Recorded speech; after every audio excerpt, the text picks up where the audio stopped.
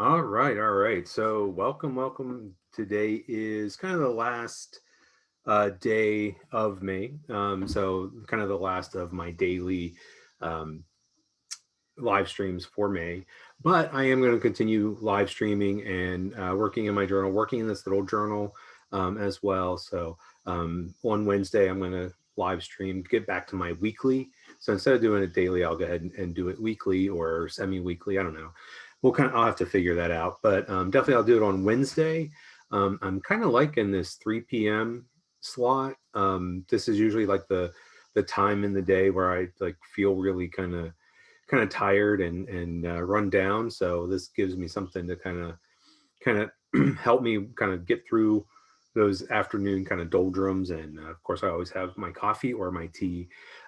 So anyway, so today's officially the last day of the live uh, daily May live streams. But like I said, I'll continue working in this little book as well as working on my big book and maybe even throwing in some mixed media work on separate paper as well. I haven't really done much of that. So anyway, so welcome. If you haven't been kind of paying attention to this, maybe you've been, working and busy with other things, feel free to check out all the videos here on my Facebook page, or I also upload them to YouTube. So you can check them out. So this is day number 21. So for 21 days now, I have been working in this little journal and really kind of enjoying the process and enjoying kind of working it, working through it, and um, sharing kind of my thought process. And that's really interesting, is to try to verbalize some of the things that I do more intuitively. And so trying to like really pay attention to that and kind of explain my choices and what I've been doing. So it's given me a lot of insight into my own working habits. So anyway, sorry, my voice is a little bit off today. I was actually doing a lot of work on our front porch, replacing a lot of rotted wood, and we went to paint it. We're like, "Oh, Memorial Day, great day to paint the front porch," and then like noticed that it was really rotted and had a lot of work to do. So anyway, a lot of dust and a lot of stuff. So I'm feeling that my voice is a little bit faint today. I feel like there's a lot of dust in my throat. But anyway, gonna go ahead and work on. So today, with it being sort of this the last official day of the live stream May, I'm gonna talk about how I wrap up or resolve or finish up. I don't really like that word finishing or completing, because yeah, it's artwork. It's never really truly finished. So yeah, so that's what I'm going to do, and feel free to work along. And let's go ahead and I'm going to switch this over. So of course I have my little book, and I shared with everyone. I think it was on Friday, some of the things that I do, like here, doing spirals and doing patterns around things. Even earlier when I was doing things like the thick lines, those are what I kind of consider embellishments, and they are things that kind of help things stand out. So when I thicken these lines, um, so I have my pens because I use my pens a lot as I'm kind of getting to the end, and I think I'm just going to go back to the very first spread, and this is kind of feeling completed or resolved, but there are some things that I want to do to it. And I've got my pens, and I've got that white gel pen, because again, white gel pen, I used a little bit on here, is great for bringing back some of the contrast. And I think that and I've also pulled out some colored pencils. So these are just regular colored pencil. These are the Derwent Color Soft pencils. Um, so I'm going to use some of those as well. So it's really kind of, yeah, pens and colored pencil. I don't know if I'll pull out anything else as I'm working. Um, so when I look at a spread like this, and I'm thinking about how I'm going to kind of wrap it up, some of the things that I want to do to really polish it. And I always call this embellishing it, because it's when I think about embellishing, it's like that's when you're adding the little things that just really just really make the page pop out. And so that's one of the things that I'm going to do today. Right off the bat, what I'm really thinking about is this needs more black. So I've got the black in the image. I've got, actually, I don't have any other black. That's the only black, and I've got black coming through the window there. So that's the first thing I want to do, is to add some black in there. And so I've got my little card to catch all the stuff that I don't want to get through. And I just love how this is starting to build up and has all these marks on it. But that can go in there, so that way I can go around the windows, because that's the first thing that I think I want to do. I'm going to grab, let me get some of these pens out of the way. I'm going to grab my thicker, my thicker black Pitt artist pen, the Faber-Castell Pitt artist pen. And this is sort of like, they call it a fine liner, so it's the M. So I always think of this as like a medium fine point. It's got a nice kind of rounded rounded tip, and it's really great for making thicker lines. And so I'm just going to start off. So these are some of the things that I've done already, but I want to just come in. This is a great way to add some value. It's like a little piece of the security envelope was kind of peeling off there.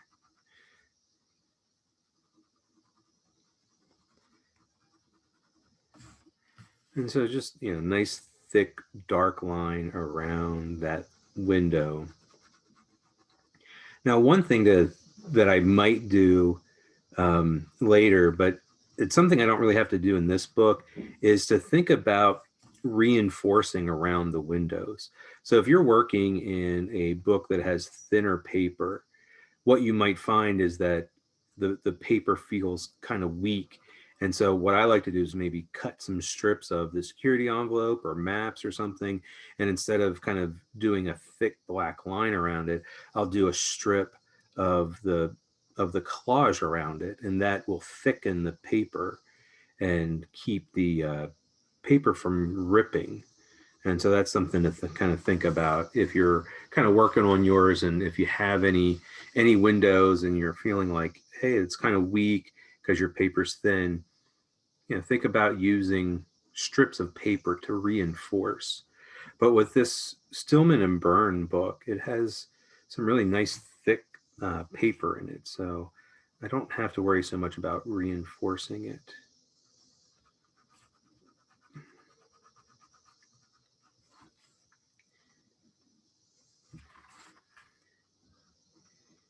And so I really think about this embellishment as like the final layer. So everything that I've done, I consider a layer. So I did some paint, and then let that dry, and I splattered paint, and I painted lines. Those were all different different layers. And I collaged, that was a layer. I used ink, that was a layer.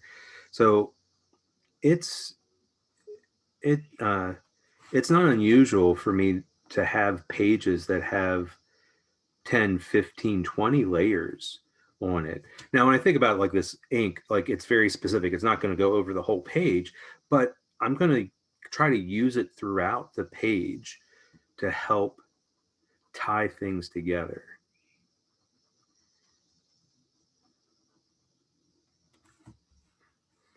Okay. So now that gives me a little bit of black, but it's like, of course, I want some more. So I think what I'll do, I'll connect.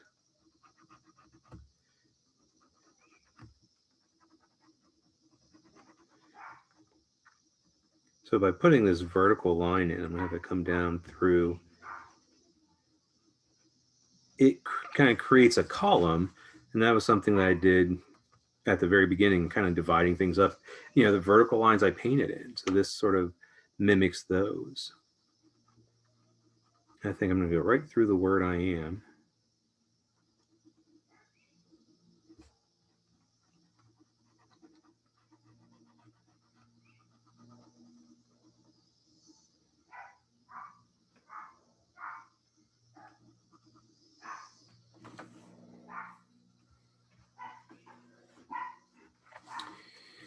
And it's okay that they don't actually line up. I might go back and, no, actually, let's do that. I'm going to put another one up here. I was trying to line them up. And so now I have to like go back and be like, oh, well, I really meant to do that on purpose.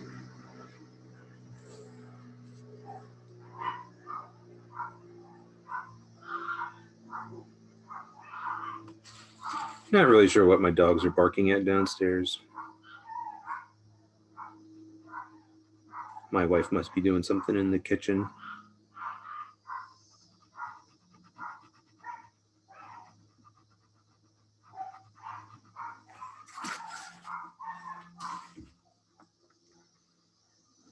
And I'm even thinking over here, connecting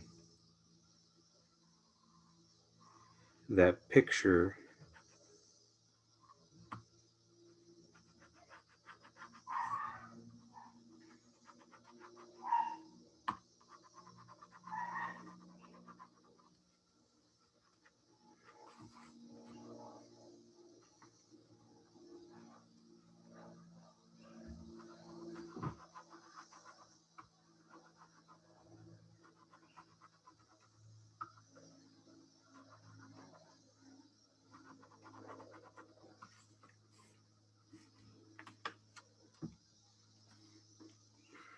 I've got this horizontal line with the map, so I'm kind of thinking it might be interesting to have a horizontal black line.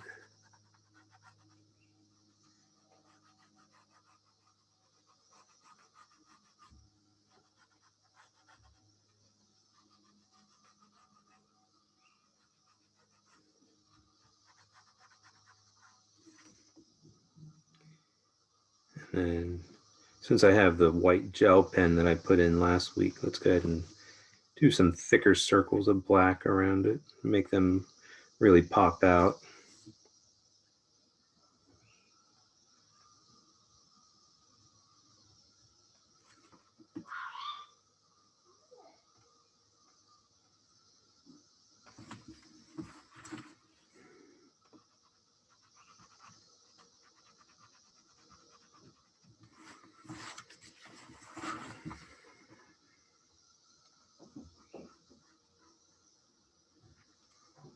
So I just find that with the embellishments, just like I was mentioning last week, if you were tuning in, that it's slower. You know, it's a slower kind of process, maybe a little bit more meditative. And so, you know, now that starts to kind of connect everything, and I have some black in there, just helps kind of tie stuff together. If I wanted to bring a little bit more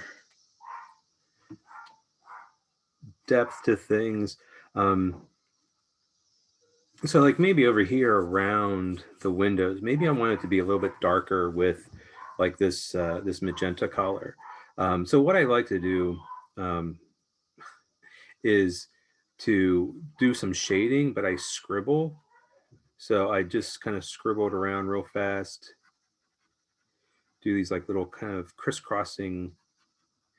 It's a little bit hard to see there. Let me grab a piece of paper.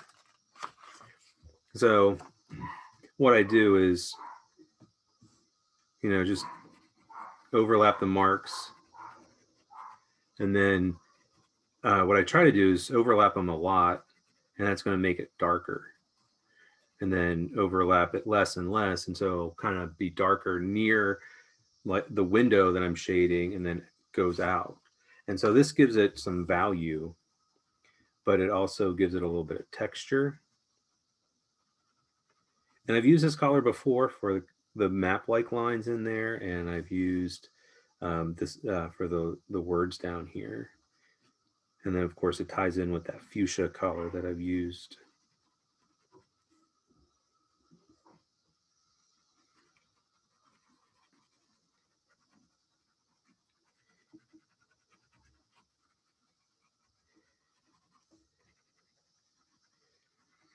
And then this is a good way. This piece of map was just sort of hanging out on top of everything.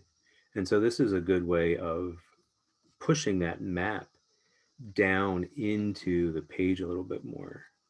So, you know, the security envelope that was easy to do. I painted over it, I drew over it. It was early in the process.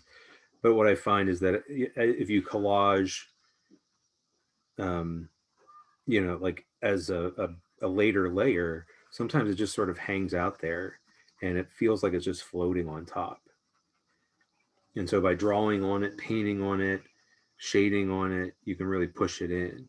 Now, this picture of me got pushed in because of the map, and then the tracing paper on top, and then even the white dot on top.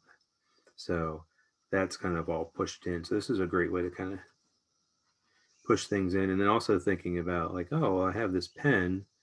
So, you know, it came across, well, maybe it comes across my picture. And then, yeah, let's do the same thing down here. You know, so those little kind of things kind of help push things down, even though they're very subtle, very kind of small actions. Okay, so this is feeling pretty resolved. I'm happier with it now that the black just brought a lot of contrast to it. So let me go ahead and flip through. And so just like everything, it's kind of like, you know, let me flip through and I'll find something. See, here's where I think like having some strips cut out would be really cool to have that. Not so much to reinforce it, but just to have a different, maybe some map. I gotta cut out strips of map and that would help tie in. I'm not going to do that right now, but that's something I could think about.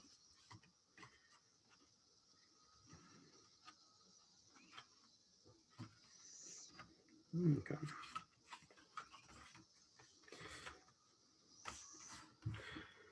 So this page is really feeling pretty resolved. But as I'm looking at it, I think it would be really cool to have these kind of leaf-like shapes pop out even more. So if I was able to kind of go a little bit darker around there, I could paint it, but this is where the pencils come in. And I'm going to pick a couple different colors. I used kind of a dark indigo blue to go around and paint it. And I did that with that Inktense paint. So I'm going to grab, this is an indigo colored pencil. This is, it's Derwent. And it's very similar to the indigo Inktense pencil, but not exactly the same. And then I want something else, and I'm going to grab, there's a dark brown. This is my favorite combination. I don't really like to use black. Black never really gets used up much. The only black I like to really use is ink, is a pen. So I rarely use black paint, black pencil. So if I want a dark value, I use these a lot, the indigo and some kind of dark brown. A dark umber or a raw umber works really well. So anyway, let me go ahead and sharpen this.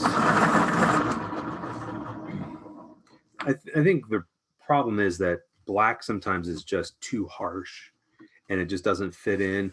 And black tends to be kind of on the blue side. And so if I'm trying to shade something in like that's a warm color, I like using the brown, and then maybe instead of indigo using some kind of darker reddish color. But this indigo is going to mix really well with this brown. Depending on the brand and the type of pencil, you might need to start with the darker color first. Some brands you can start with any of them, but what I find like with these Color Soft especially is that if I put down a lot of, say, the blue, I can't really go back in with the brown on top of it. It just doesn't blend in. I don't know why. Prismacolor and even Crayola, it often doesn't matter what you start with. But I'm just going to use these two colors to really heighten some of the dark value. I probably won't go around every single one, but I'm going to do kind of maybe here near the middle of this sort of stream of leaf-like shapes.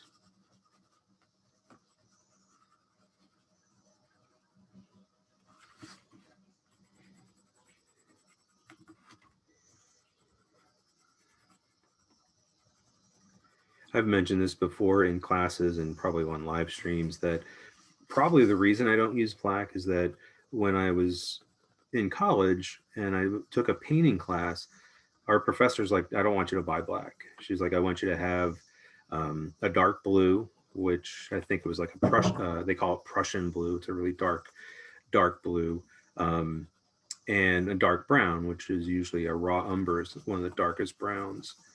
And this was oil paint. And she's like, you're going to mix kind of the black. And so this gives you the control of sort of having it a little bit warmer if you have more brown in it, or a little bit cooler if you have more blue in it.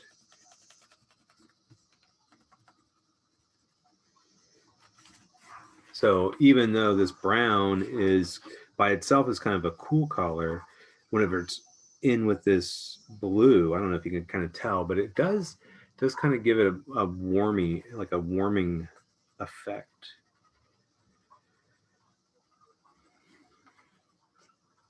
And then come in with my indigo.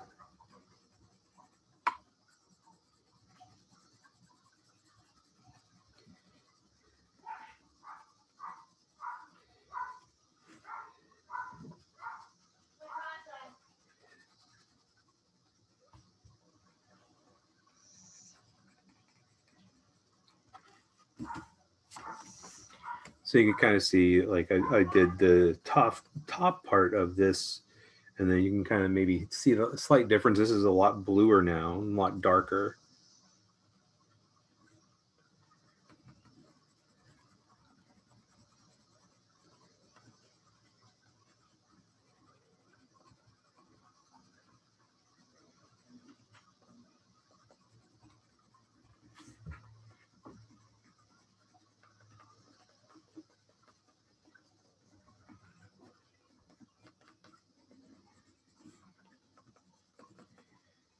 So oftentimes I come in with the colored pencil because I can really tighten things up.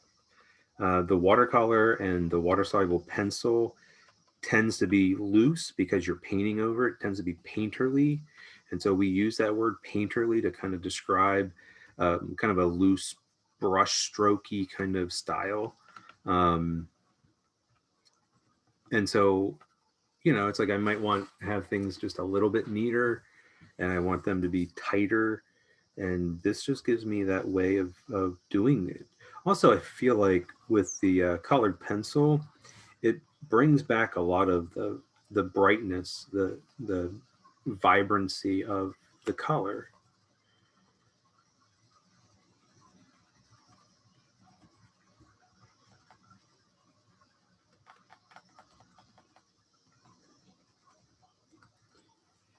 One thing is that this has wax in it, and so as you start to like turn it, it starts to, you can see how it's kind of shiny now. That's why it's hard to do a dark color on top of a light color as you're mixing them, at least with the color soft. It just, for some reason, it's just gets too waxy.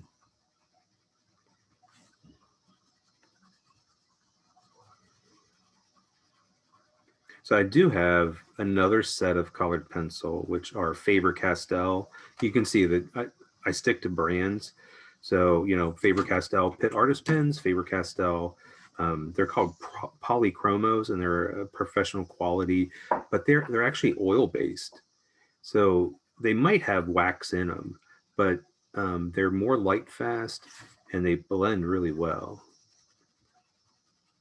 And then I have a big, huge set. So I only have a small set of the Derwent. But I find that this works well for my purposes here. It's a good quality colored pencil. But all this stuff that I've been showing you, you could do it with really any kind of material. I know sometimes a lot of teachers will just, they have Crayola stuff because it's what they can afford. And yeah, you don't get results that are as rich and vibrant, but it's like you get pretty good results from it.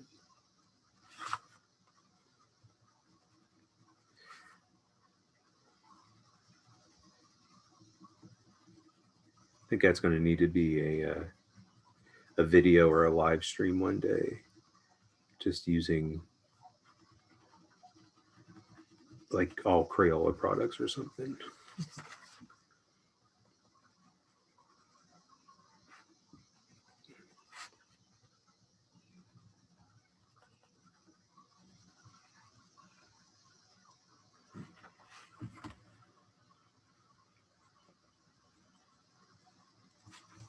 So I can even take some of this blue around even where I didn't have the brown, just to kind of darken it and tie things together.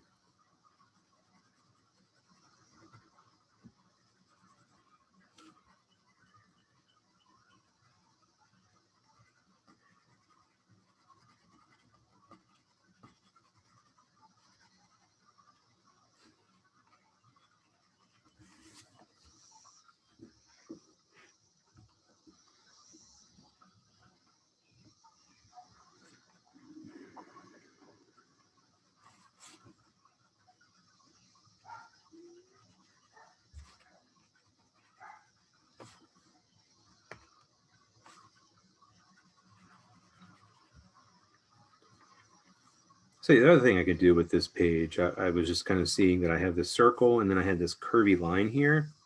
And if I want to bring those back and maybe, make them a little bit neater.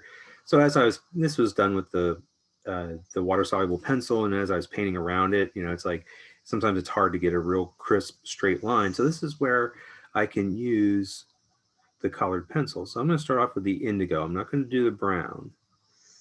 And because what I want to do is to use a lighter blue. And so I can use this darker blue, the indigo, to kind of, when I was saying tighten up, so this is what I mean, is that I can go back and I can tighten up that circle. I can make it a little bit smoother, a little bit neater.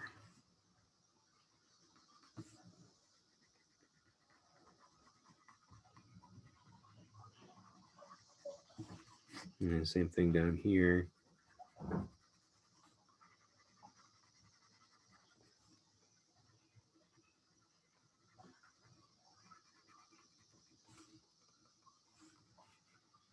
Actually, this blue, this kind of semicircle or part of a circle that goes through here, I can have it go back. I can kind of reclaim it and go over top. I've got the tracing paper and I got the map there, so that's going to work out well. Let's do a little bit of shading.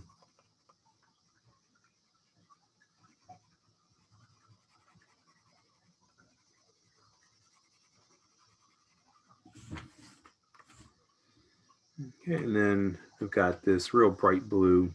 It's called electric blue. And that's going to match pretty well with the blue that I have down.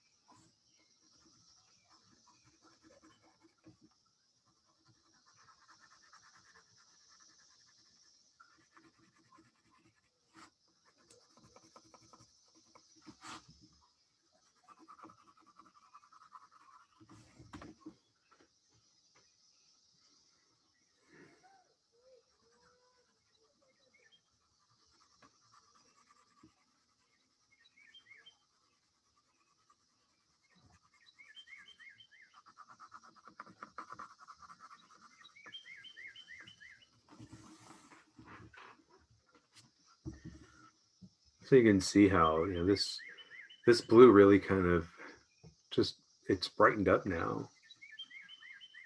Actually, it really kind of pops out there. So I can easily take this over and, add it in.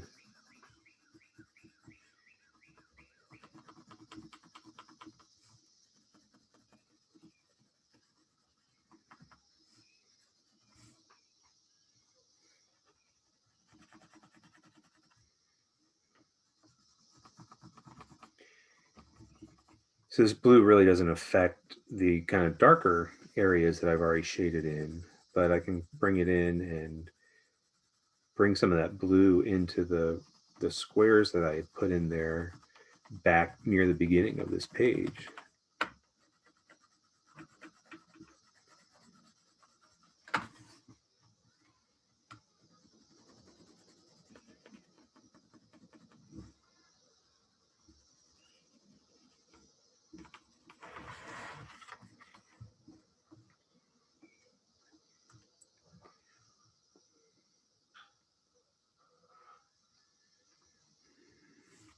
Just kind of looking to see what other colors I have. See if I had like an aqua color, which unfortunately I don't have in this set, because I was thinking it might be really cool to bring in there's some green, some kind of aqua colors in there. It might be kind of interesting, but it's like the colored pencil sort of just strengthens what was there. So even though this was feeling pretty completed and pretty resolved, just bringing that over just bumped up the contrast, made these little shapes pop out a little bit more, just brought in a little bit darker value, and also just I was able to strengthen some of the lines and shapes that I did with that.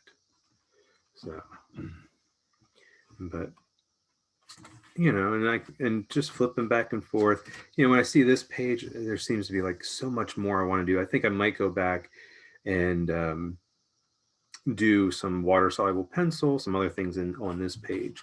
Now, the one thing is that this is a tape transfer, so I really can't do anything on top of this. So, but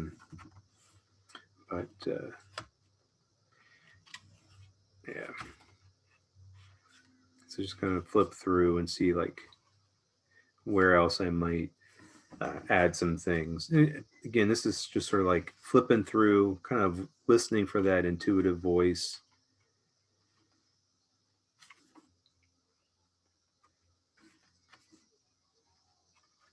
I might eventually go back with some of those colored pencils and really define the edges of these cracks, but not today. I think I might I was looking at this page earlier, and I'm feeling like, hey, it's probably pretty done, but I want to like go in with some colored pencil and see about really popping things out. So let me go ahead. I do have a fuchsia color, which will work.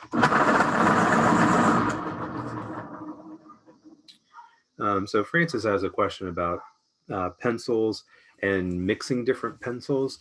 Yeah.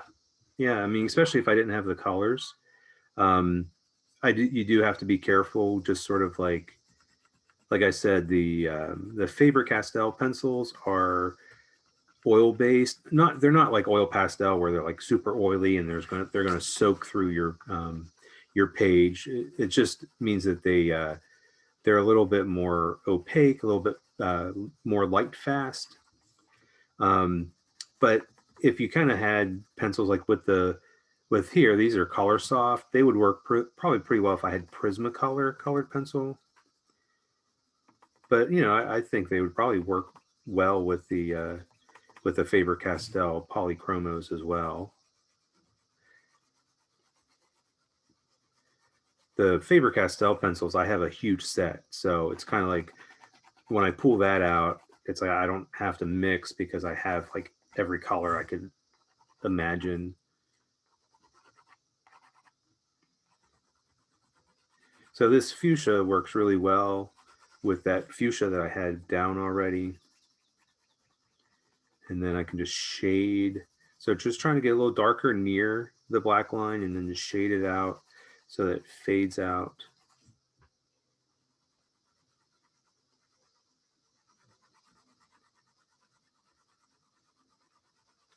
Just really brightens that pink, that fuchsia.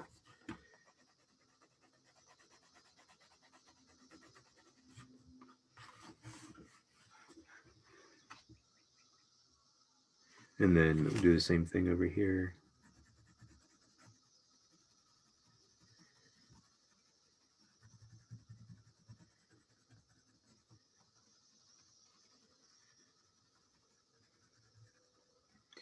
Now I'm working on top of like maps and such, so sometimes shading is a little more difficult when there's a lot of texture. So this is a lot of torn pages. That might be kind of neat. I can really see this map kind of like really popped out because it's higher and I'm hitting that edge.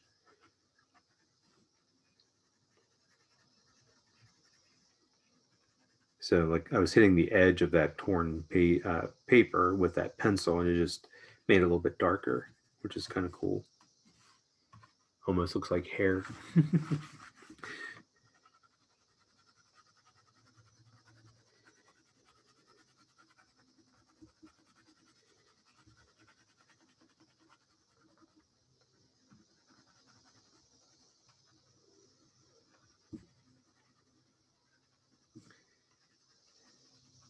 So I like this word escaping. I'm not going to shade over it.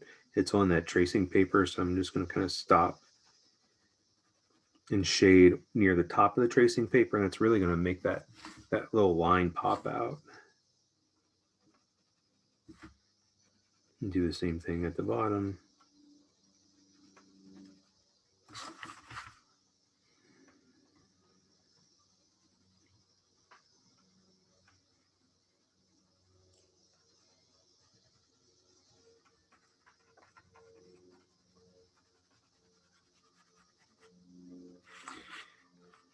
I'm going to go back up here. So this map really, it stands out because I was shading and the pencil was hitting the edge. So if I go back down, maybe I can darken the background a little bit and just sort of blend it in a little bit more. So you see how like that, the line almost right here's the edge of the map. And so that line kind of disappeared.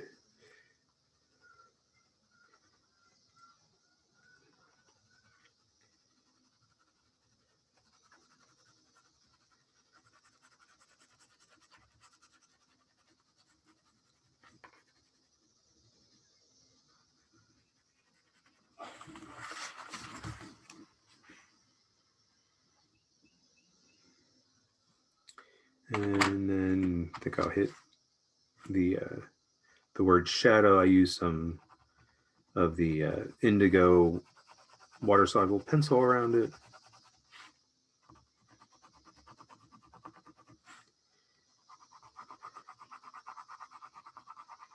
The nice thing is that the colored pencil doesn't totally cover up the ink and the things that are underneath it. Another reason I like to use it, it really helps it with the layering.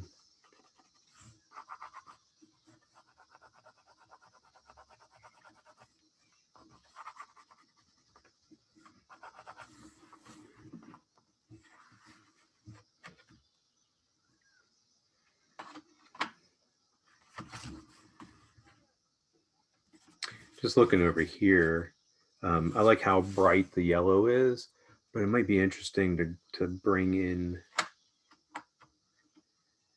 some value, some thinking. I have this orange. Let me try that.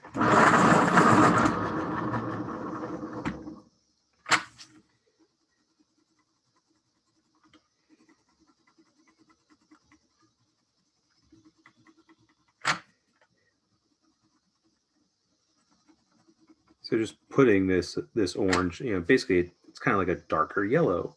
And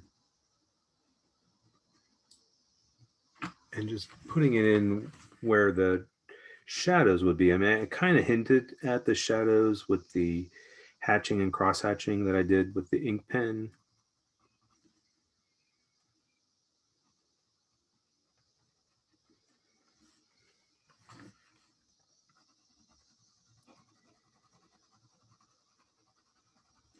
But this will just kind of elevate it a little bit.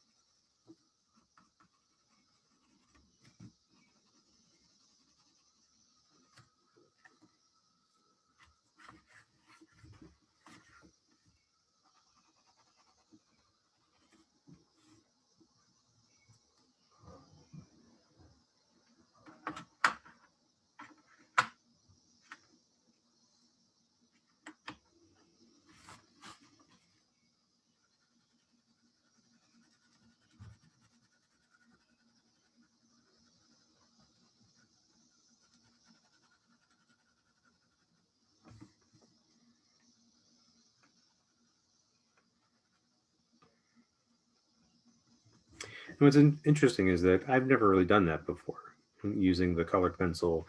I've drawn this kind of mask-like face a lot of times, but um, have not done that where I was like, oh, let me put a little bit of color in it. It's always been sort of flat. So what I like about this process is that as you're working, you just sort of allow that intuitive voice to say, oh, how about this? And sometimes it doesn't work out, and then it's like, oh, I want to rip that out, but it's like if it doesn't work out all that great, then leave it in, and it's like, or fix it the best you can. Or if it's totally like ruined, you can always cover it up.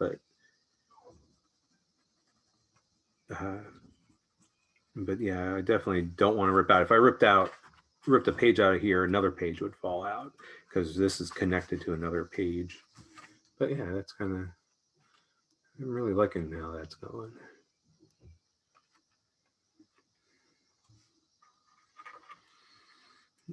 So Francis, yes, I would.